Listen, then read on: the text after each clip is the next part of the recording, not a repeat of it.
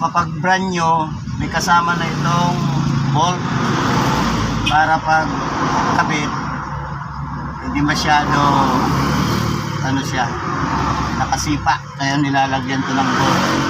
So dahil nakasetting na yan, tatanggalin ko na itong bolt. Kasi pag di natin tinanggal ito, slide yung clutch.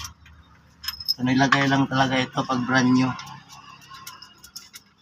para pagkabit madali. Oo, para hindi siya tulak na tulak.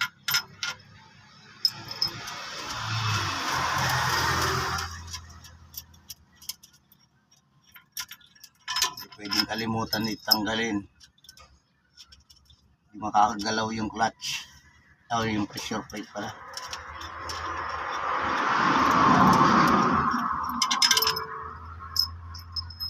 Right, so check natin yung taas ng ano kung pare-parehas yung finger. Kuha ka ng ting-ting, bye. Sukatin natin yung taas ng finger niya. Ting-ting sana. So walang ting-ting, pwede na itong screwdriver. So susukatin ko lang naman yung taas niyan kung pare-parehas.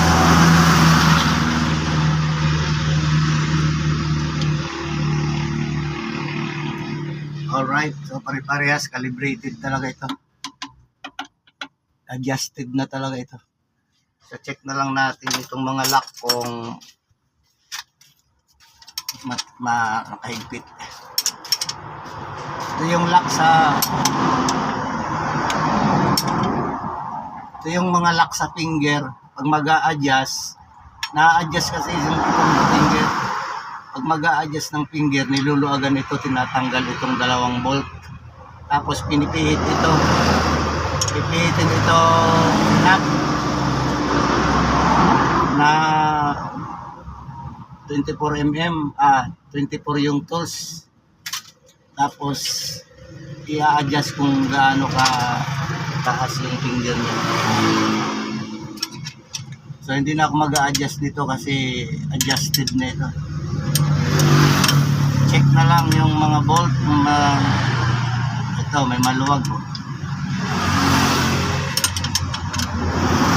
So double check pa rin kahit brand new.